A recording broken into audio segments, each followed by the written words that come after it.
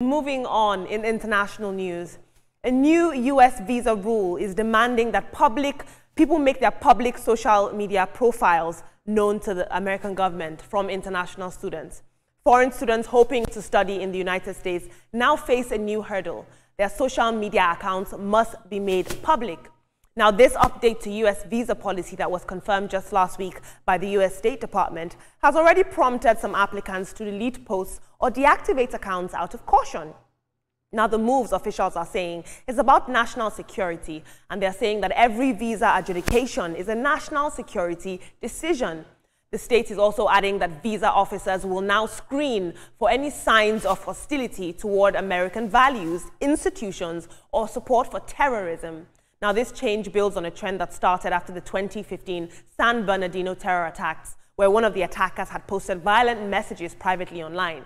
Since then, of course, social media scrutiny from the American government has grown from being voluntary under Obama to now mandatory under President Trump. But this is the first time that applicants must make private accounts publicly viewable. Now, although the U.S. hasn't specified how exactly social media posts will be judged, a leaked cable obtained by Politico says that officers are looking for red flags like extremist sympathies or anti-Semitic threats. Student visa applications, briefly paused in May over the issue, have now resumed. But with this new social media rule in place, things are about to get very tricky. We're seeing news that North Korean students, Indian students are now hiring professional data analysts to look through their social media and take off anything that could hinder them getting into America. But let's take a look at social media. Fortune says, I wonder how this will affect students and cultural exchange applicants who use social media casually. Very interesting. And Most Honorable says, is to create a new dummy account. That one, no hard. Just say, I love Elon Musk, Trump, America, and Israel. Nigerians, we must always find our way into a comment section and say something like this. But moving on, I don't know if I can call this entertainment news, but it made me laugh. In a city that is known for its diversity of faiths and deep-rooted spirituality, a viral video capturing a confrontation between a Christian preacher and a self-identified African spiritualist aboard a commercial bus in Lagos is making a lot of people laugh, but also making us think about the concept of religious tolerance in Nigeria.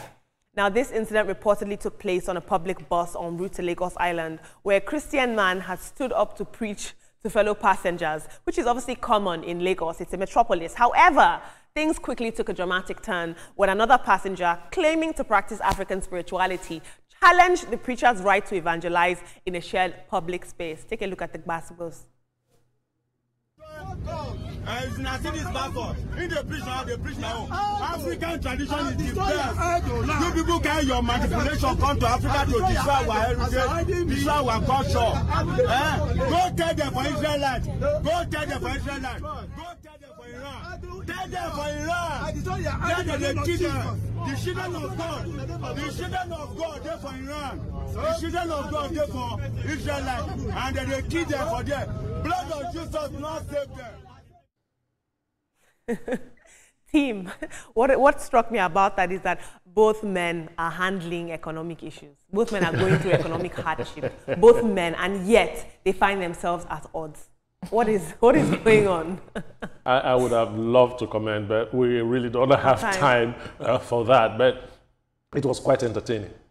Right. I just think that both of them couldn't manage their frustration, so they decided to pour it on Absolutely. each other, whichever way you thought about it. But quickly, Ibrahim. I think there should be love, conversation, dialogue among all religions. We should all do these things, with reason. Let's come together, have conversation. Where we differ and where we unite, that should be the most important thing. Let's unite, regardless. Thank you, Olamide, for the stories. You're welcome. This is where we have to wrap things up for the week. For those of us here on this table, the show continues tomorrow with another group of persons. But let's let you know that the views and reactions of all our resource persons are theirs and have no connection with TVC News. Up next is Your View with the Ladies, and afterwards this morning with Yori Folari. To stay safe. Enjoy your weekend. Bye.